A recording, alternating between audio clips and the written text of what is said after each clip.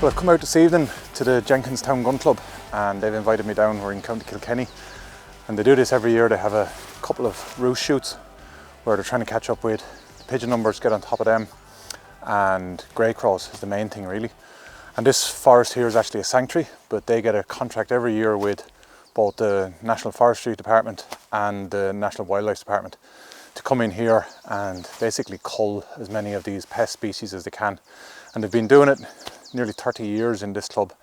And they invited me down, and it's sort of interesting to come and see the way gun clubs work here and the way they do things.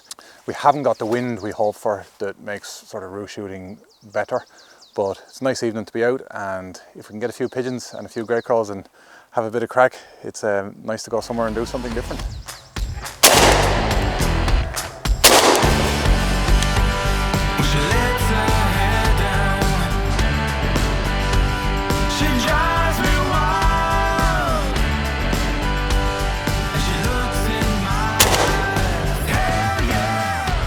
So we've just had the first few shots and there's quite a few pigeons started moving, but they're 70-80 yards up, well over the tops of the trees, and had a couple of bangs there, but nothing came down yet. But plenty of birds moving. Just as I said earlier, the wind, you really need wind to make roost shooting good. It keeps the pigeons low and it gets them coming into these woods for shelter. But yeah, plenty of shots going off now, so hopefully somebody else is able to hit them.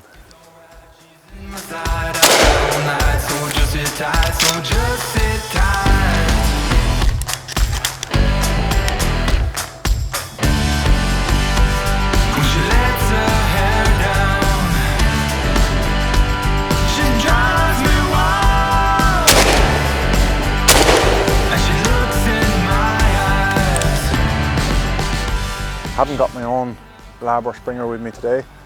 My lab actually sprained an ankle and he's laid up, and my mum has my springer on a driven shoot picking up, so a lot of the other guys have dogs here, so I was told it wasn't essential I bring a dog. But I brought the hound just for the evening out, brought the deer dog out. He's not much good at retrieving, but he enjoys to get out for a shot in the woods.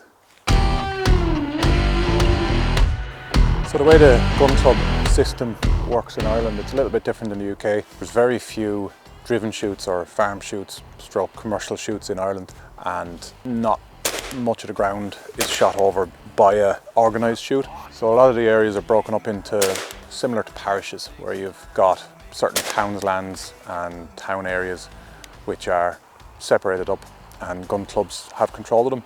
And farmers write them over to the gun club, and they quite often take some forestry areas as well, just take the bird shooting in them.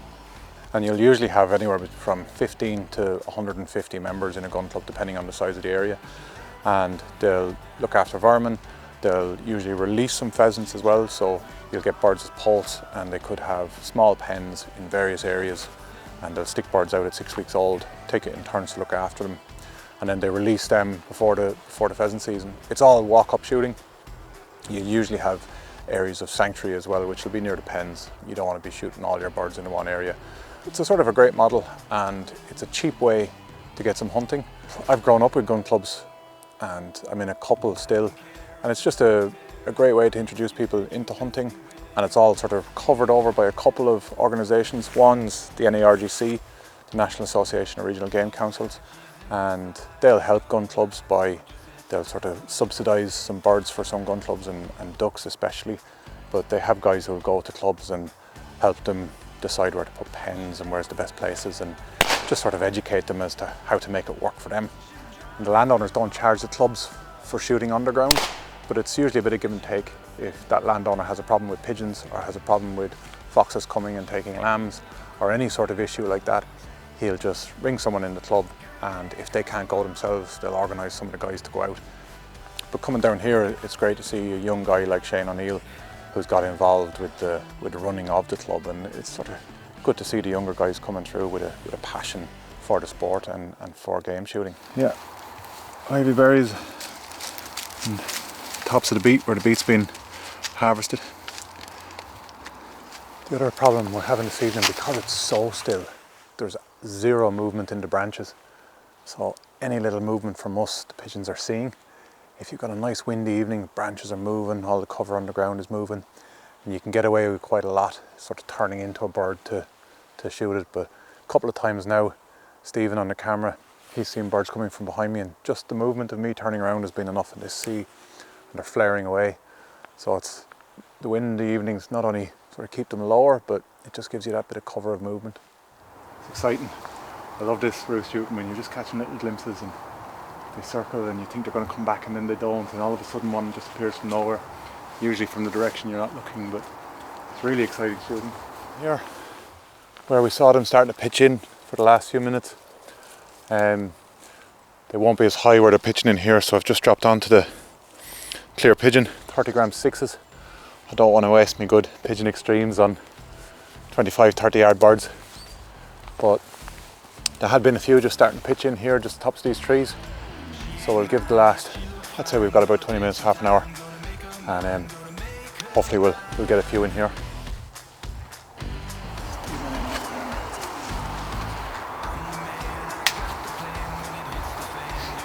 Oh, this is exciting. This is exciting. A stiff neck.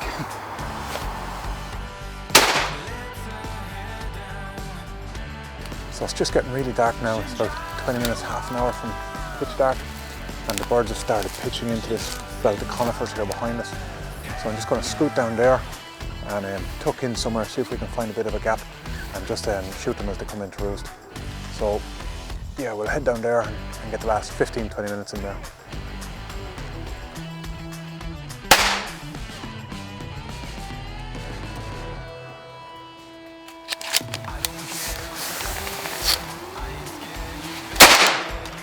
Oh! Screamer.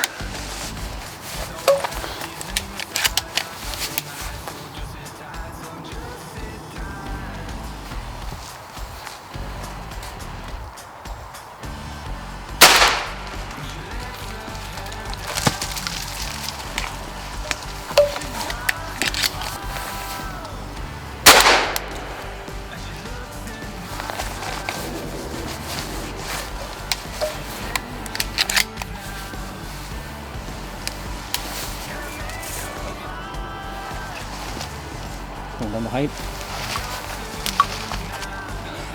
Going back in from this side.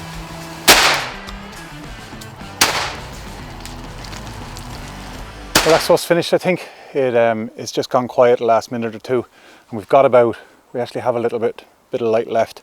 So we've picked 12 ourselves, but we've another 3 or 4, a crow and a magpie, a couple of other little bits to pick. So we're going to go get one of the dogmen now and come out and try and sweep up just while there's a little bit of light left. But yeah, that's been an absolutely cracking evening. Absolutely love roost shooting.